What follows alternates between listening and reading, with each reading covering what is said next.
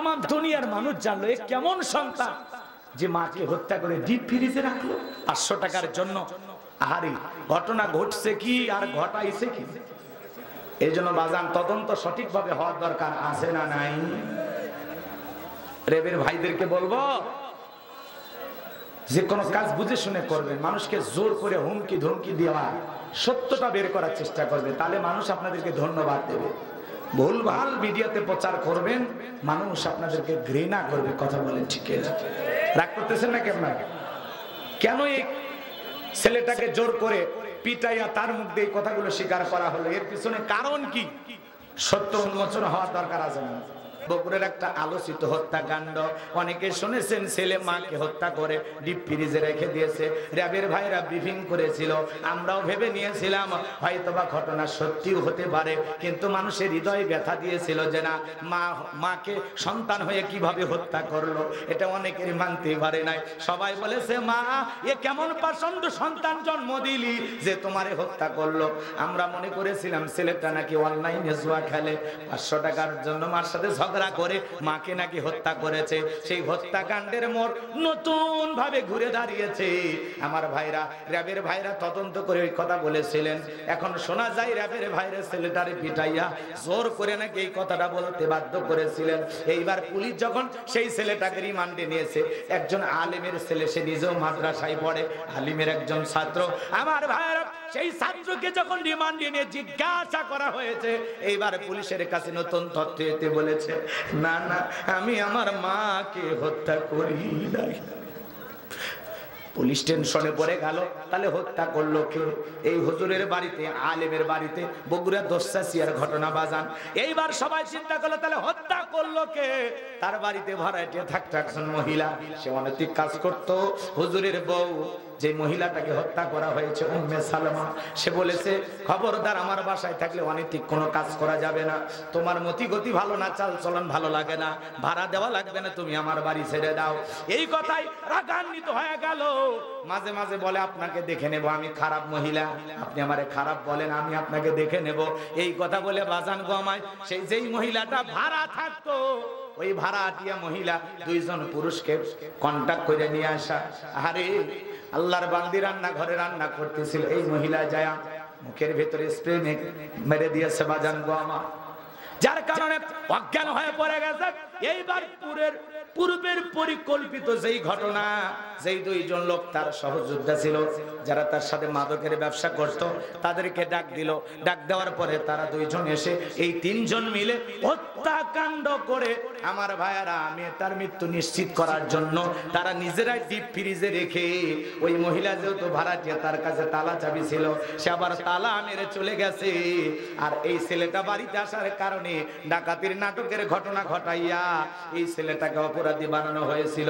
আসলে বগুড়ায় যেই ছেলেটাকে মায়ের খুনি বা স্বামী বলা হয়েছে, এই ছেলেটা এখন যে খুনি এটা প্রমাণিত নয়। খুন করেছে সেই মহিলা, ওই বাড়িতে ভাড়াটিয়া থাকতো আর একটা মহিলা। ওই জন্য বাজান গো আমার, যে কোনো ঘটনা বুঝে শুনে কথা বলতে হবে। কথা বলেন ঠিক কিনা? র্যাবের ভাইদের উপরে মানুষের বিশ্বাস আছে, তারা যদি এইভাবে ভুলভাল তদন্ত করে, জাতির মানুষ তাদের উপরে বিশ্বাস হারিয়ে ফেলবে। পুলিশের ভাইদেরকে ধন্যবাদ সত্য তুলে ধরার জন্য। আমার ভাইরা, যেই মহিলাটাকে হত্যা করা হয়েছে তার স্বামী একজন আলেম, সুনাম ধন্য বক্তা। সে বলতেছে আমি চেয়েছিলাম যে অপরাধী হোক, আসল আসামি যেন গ্রেফতার হয়। আমি কখনো ভাবি না আমার ছেলে এই কাজ করতে পারে। ছোটবেলা থেকে আমার ছেলে মাদ্রাসায় পড়ে, আমি বাবা হয়ে এটা মানতে পারি নাই। এখন তো ঘটনা প্রমাণিত হয়ে গেল, র্যাবের লোকেরা জোর করে আমার ছেলের মুখ দিয়ে জবানবন্দি নিয়েছিল। এখন সত্য প্রকাশ পেয়েছে, আমার কলিজার টুকরা ছেলে তার মাকে হত্যা করে নাই, তার মাকে হত্যা করেছে ওই বাড়িতে ভাড়া থাকা আর একটা মহিলা, যে অবৈধ কাজ করত, অনৈতিক কাজ করত, মাদকের ব্যবসা করত। আমরা চাই এই হত্যাকাণ্ডের সাথে যারা জড়িত তাদেরকে ফাঁসি দিতে হবে।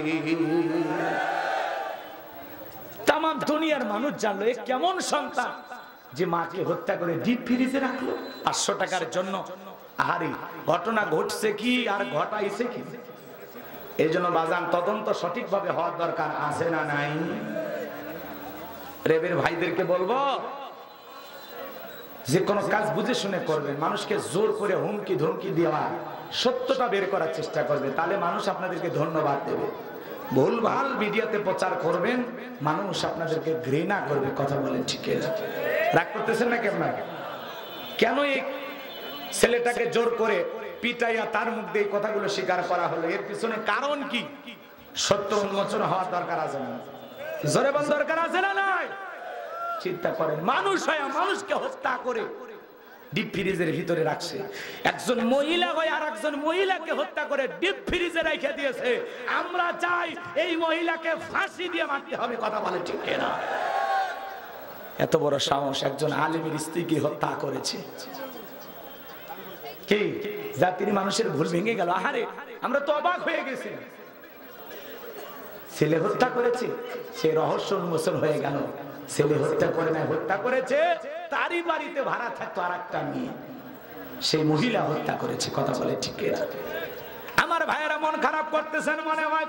এই জন্য বাজান গো, আমার নামাজ যদি নামাজের মতো আদায় করতে পারেন, আল্লাহ রাব্বুল আলামিন বলেন ফালিয়াবুদু রাব্ব হাযাল বাইত আল্লাযী আত'আমাহুম মিন জু' ওয়া আমানাহুম মিন খাউফ। আল্লাহ বলেন ইবাদত, এদিকে খেয়াল করেন, আল্লাহ রাব্বুল আলামিন বলেন এই ঘরের মালিকের ইবাদত করো। ইবাদত যদি ইবাদতের মতো করতে পারো, আমি আল্লাহ দুইটা জিনিস দেব। এক নাম্বার রিজেকের ব্যবস্থা করব, আর দুই নাম্বার সকল ভয় থেকে নিরাপত্তা দেব। তাহলে রিজেক দেওয়ার মালিককে, নিরাপত্তা দেওয়ার মালিককে। তাহলে সে আল্লাহর গোলামি করা দরকার আছে না নাই? 5 ওয়াক্ত সালাত, এটা নফল না ফরজ? একটু জোরে বলেন। এমন কোন মুসলমান আছে যে জানে না 5 ওয়াক্ত সালাত ফরজ? প্রত্যেকটা মুসলমান, আপনি আমি জানি 5 ওয়াক্ত সালাত আদায় করা ফরজ। এটা রবের বাধ্যতামূলক ওয়াদার। শুধুমাত্র 5 ওয়াক্ত সালাত আদায় করলেই হবে না। রাতের 1টা 2টা 3টার দিকে উঠা আরামের বিছানা ত্যাগ করে, বিবির ভালোবাসা ত্যাগ করে, ঠান্ডা পানি দেওয়া ওযু বানায়া নিরালাই নিবৃত্তিতে দাঁড়িয়ে আল্লাহকে সিজদা দেওয়ার দরকার আছে না? না। আল্লাহ রাব্বুল আলামিন বলেন ওয়াল্লাযীনা ইয়াবিতুনা লিরাব্বিহিম সুজদাও ওয়া কিয়ামা। একটু জোরে বলেন না আল্লাহু আকবার। আল্লাহ রাব্বুল আলামিন বলেন যারা রাত্রি জাগরণ করে আমি আল্লাহকে সিজদা দেই, আমি আল্লাহর জন্য দণ্ডায়মান হয়ে যায়। তাহলে গভীর নিশীথে যদি কেউ যায় নামাজে দাঁড়ায় যায়, এই নামাজ দুনিয়ার কাউকে দেখানোর জন্য নয়। এই নামাজ হলো একমাত্র আল্লাহ তাআলাকে পাওয়ার জন্য, আল্লাহকে রাজি খুশি করার জন্য। কথা বলেন ঠিক কিনা? আমার ভাইরা, যারা যায় নামাজে তাহাজ্জুদের সালাত আদায় করে, যারা গভীর নিশীথে আল্লাহকে সিজদা দেয়, তাদের সম্মান মর্যাদা বাড়িয়ে দেন তিনি কে? আর একটু জোরে বলেন কে? যারা তাহাজ্জুদের জায়নামাজে সিজদার মাধ্যমে মালিকের সাথে প্রেম করতে পারে, এদের জীবনে সফলতা কোনো ব্যর্থতা নাই। এরা চাইতে দেরি, আমার আল্লাহ তাদেরকে দিতে দেরি করে না। বলুন আল্লাহু আকবার। এই জন্য ভাইয়ের আমার, 5 ওয়াক্ত সালাত আল্লাহ তাআলার হুকুম, আল্লাহ তাআলা ওয়াদার। আল্লাহ তাআলাকে রাজি খুশি করার জন্য 5 ওয়াক্ত সালাত কারা কারা মসজিদে গিয়ে জামাতের সহিত আদায় করবেন? 2 হাত তুলে আমার মালিককে একবার দেখা। আল্লাহ আমাদের সবাইকে 5 ওয়াক্ত সালাত মসজিদে গিয়ে জামাতের সহিত আদায় করা তৌফিক দান করুন। জোরে বলেন আমিন। আর একটু জোরে বলেন আমিন। এই না, বসেন বসেন। এই যুবক, এই নামাজের কথা শুনে ওঠো কেন? নামাজ দরকার নেই তোমাদের? কথা বলেন না কেন? বাজান, নামাজের কথা বললে কষ্ট পান? এদিকে খেয়াল করেন, নামাজ নামাজের মতো আদায় করা লাগবে। আজকে আমাদের মসজিদগুলো সুন্দর হচ্ছে, কিন্তু এই মসজিদে সালাত আদায় করার মতো সুন্দর মনের মানুষ পাওয়া যাচ্ছে না। কথা বলে না কেন? 2 মিনিটে 2 রাকাত, 4 মিনিটে 4 রাকাত। আল্লাহর ঘরে যেন মনটা বসতেই চায় না। কথা বলে না কেন? মসজিদে ঢুকতে দেরি, বের হতে দেরি নাই, এরকম মানুষ আছে না নাই? আহা, সালাতের প্রতি মনোযোগী হওয়া লাগবে বাজান। এই জন্য আমি আমার ওয়াজে বলেছিলাম, নামাজ আছে বাংলাদেশে 5 ধরনের। জোরে বলেন কয় রকমের? 5 রকমের নামাজি পাওয়া যায়। কয় রকমের বলবো? একটা হলো 5-এর নামাজি, যারা নিয়মিত 5 ওয়াক্ত সালাত আদায় করে, আল্লাহর মুমিন বান্দা, এরা হলো 5-এর নামাজি। মানে যারা 5 ওয়াক্ত সালাত সঠিকভাবে আদায় করে। আল্লাহু আকবার বলো। আর 2 নাম্বার হলো 7-এর নামাজি, যারা 7 দিন পরে পরে জুমার নামাজ পড়ে। কথা কন না আপনারা? এরকম নামাজি আছে না নাই? 7 দিন পরে পরে কিসের নামাজ পড়ে? জুমার নামাজ। এরা এসে হুজুরে ভুল ধরে, টাইসে বালু পরে থাকলে বলে হুজুর খাচ্ছেন আর বয়লারের মতো মোটা হচ্ছে। মসজিদে বালি পড়ে আছে খবর নাই, এরকম বলে কি না? জোরে বলেন। বিশ্বনবী একটি মসজিদে সালাত আদায় করার পরে মসজিদের পাশে একটা কবর দেখলেন। ওই কবরের দিকে তাকাই আল্লাহ রাসূল বলতেছেন, এই কবরে থাকা ব্যক্তি জান্নাতি। সুবহানাল্লাহ বলেন। ডেকে বলেন, নবী গো, এই ব্যক্তি কেন জান্নাতি আমরা বুঝতে পারলাম না, একটু আপনার কাছে জানতে চাই। আল্লাহ রাসূল বলেন, এই ব্যক্তিকে আল্লাহ তাআলা কেন জান্নাত দিয়েছে, কারণ হলো এই ব্যক্তি নিয়মিত আল্লাহর ঘর ঝাড়ু দিত।